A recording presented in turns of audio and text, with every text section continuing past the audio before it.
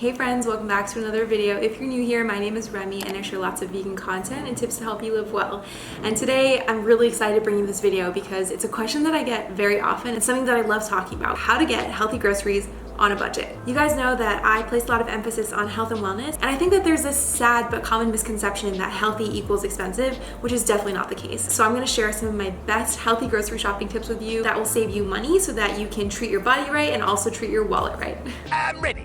For me money. This video is kindly being sponsored by Brandless, and you guys have probably seen me use their products in a lot of my recipes, and I'll share a little bit more about them in just a second because that is one of my tips. But let's start off with tip number one. So my first tip is to browse the farmer's market. I know that this seems a little bit counterintuitive because I feel like people assume the farmer's market is more expensive, but it's actually not the case as long as you know the secrets. My first farmer's market hack is to go later on in the day. If you can try to go close to when the market is closing, it's actually the best time to scope out deals, because most of the farmers come from not where the farmers market is. They drive 2 to 3 hours, at least in New York City. And in most major cities, the farmers have to drive quite a ways just to get there, and they're lugging all this produce with them. So for them, an ideal day is selling out all of their produce. So you'll notice at the end of the day that they have a lot of bargain bags available. They might have a bin full of like uglier produce or things that just haven't sold that really won't last the ride home. Things like fresh berries, for example, don't really last there and back, and so they'll try to get rid of them towards the end of the day, and you'll see things discounted. While the farmers market doesn't have strict beauty standards like the grocery stores do, they still have pieces that really look quite funky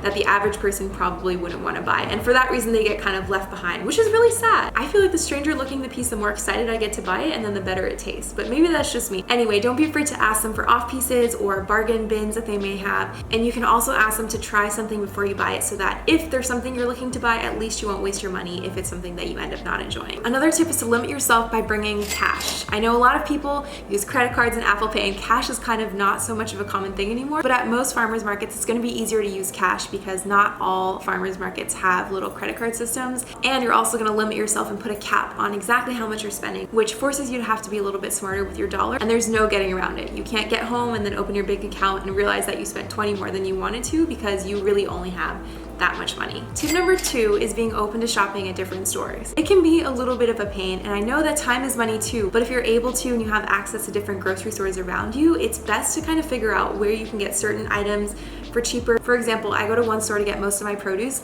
but there's another store at which I go to get bulk items and specialty goods that I just can't get there, or are actually cheaper at that store, even though most of their other things are more expensive. I guess the point is being open to shopping at different stores makes a lot more sense because beans may be cheaper at store A, whereas zucchini might be cheaper at store B. So if you're open to shopping at both, you're definitely going to get the best deal. When you are shopping at the grocery store, I definitely recommend bringing a reusable grocery bag because some grocery stores these days actually offer you either entering in a raffle because you brought your own bag to win a gift card, or a discount on your grocery shopping. I have a really flexible and thin bag that I can easily fold up and put into any bag I'm using. So no matter where I'm going, even if I have a cuter purse on that's like very small, I'll usually try and shove a little grocery bag in there in case I pick something up. So I was in the middle of editing when I realized that I completely forgot to record an entire part about bulk, which was one of my favorite tips and a really big part of this video. So I'm coming to you in my editing glasses in a completely different outfit on a completely different day. I was gonna wear my old sweater that I was wearing in the actual video, but then I was like, I will just slide this in here and hope that you guys don't mind.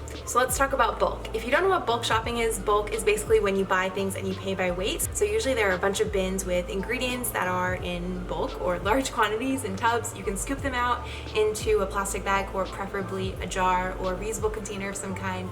You weigh it and then you print out the sticker that tells you the price. I love bulk shopping because if there's a specific ingredient that I want, I can pay for only as much as I want to buy versus paying for an entire bag. So sometimes you can save a lot of money if, let's say, you only need 1 cup of beans and you don't feel like buying the big bag of beans, you can just buy 1 cup of beans and it'll charge you for just that much, which is obviously going to be less money than a big bag of beans would be.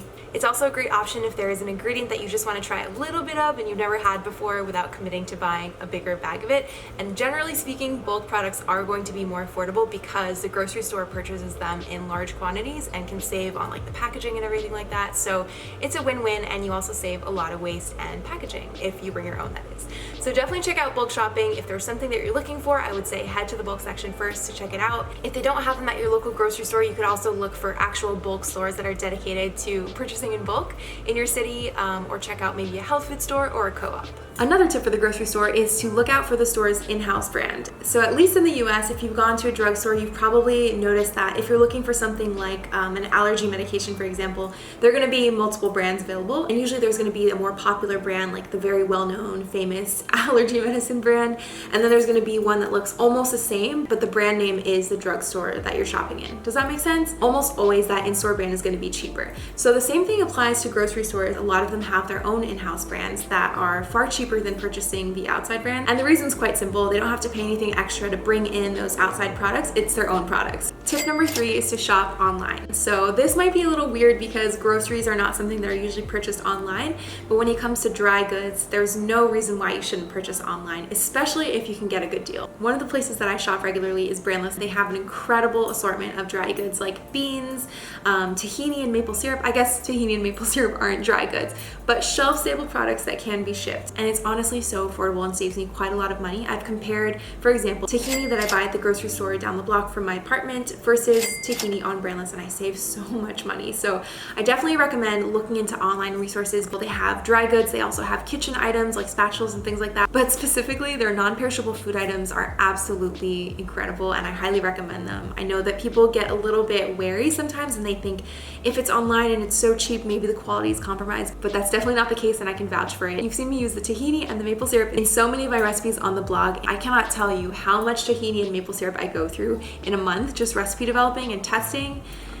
Girl, I'm so grateful that I found them. And I've actually been a customer of theirs for years before I started working with them. So I was really excited when I started working with them because it's actually a website that I tell almost all my friends about. They have these kind of categories and values you can shop by. So I really appreciate that because I can just filter through and pop in vegan and just browse whatever they have on there. So highly recommend if you haven't tried it already. I'm gonna leave more information in my description box so you can check them out. Tip number 4 is a general tip that applies to your groceries in general. I find that when I stick to less processed items and more simple basics and staples, I save a lot more money than when I'm eating specialty goods. And I know that this is kind of silly to say because part of my job as a recipe developer and food blogger is to try some of these funkier items like a vegan keto cereal or a high protein chocolate chip cookie.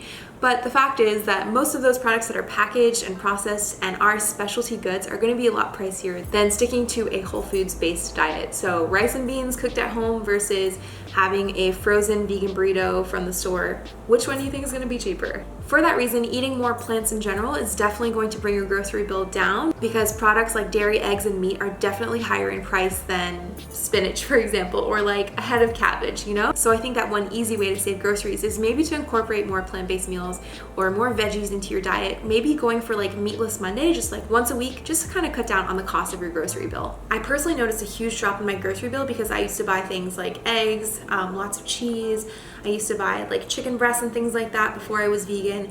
And in addition to it being more pricey than just eating like fruits, veggies, and whole grains, I also noticed that, of course, those foods had more of an expiration date that was more serious than plants. Like spinach going bad is a very real thing, but when your chicken goes bad, it's like there's no way you can eat that. That's just very dangerous. So I highly recommend incorporating more plants, more veggies into your diet. Tip number 5 is not to fear frozen produce. I know that frozen food gets a bad rep sometimes, but when it comes to frozen produce, there is so much money to be saved there, and it's actually very healthy. So I personally love to use frozen fruit for smoothies, for oatmeal. I live in New York City and the weather is not warm year round, so it's also a great way to just eat fresh produce all year round. You could have raspberries in the winter, which is such a treat thanks to frozen produce. Produce is actually frozen right at its peak ripeness and then stays frozen until the moment you decide to defrost it and enjoy it. Whereas produce that is just sitting out is exposed to the elements while it's waiting to be purchased, while it's being flown from one country to another. And as we know, foods are most nutritious when eaten fresh and at their peak ripeness. So don't shy away from it, don't be afraid of it. Definitely enjoy your frozen produce.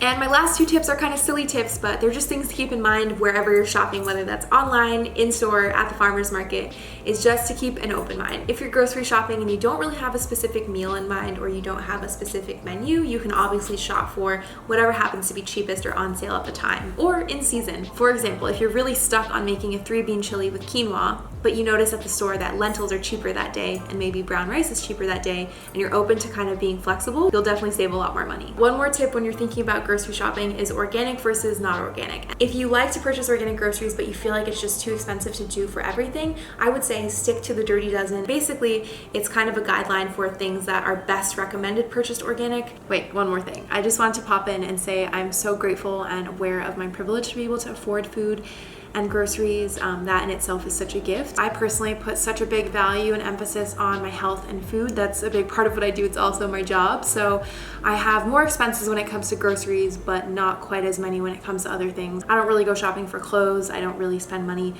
other than that. So this is kind of where my money goes. I'm aware that it's not a focus or an emphasis for everyone, and I know that everyone's budget is very different. So I just wanted to acknowledge that. We are so lucky to have food on our plates. And yeah, that's all I want to say. All right, friends, I hope you enjoyed this video, and I hope that some of my tips will help you save a couple bucks. If you have any tips that you want to share that I didn't mention today, feel free to leave them in the comments below. And if you like this video, let me know and I'll work on more videos like this. I have a couple more tips that I use. I just didn't have time to fit it into this video. I would love to work on things like budget meals and cheap vegan recipes if you guys are interested, so definitely let me know. And thank you so much again to Brandless for sponsoring this video. I genuinely love this website so much, and you guys have probably seen it all over my Instagram. And again, I will leave all of that info in the description box if you want to check it out. If you aren't subscribed already, feel free to hit the little subscribe button and the bell notification button so that you'll know when more videos like this come out. And I will see you very soon. Bye!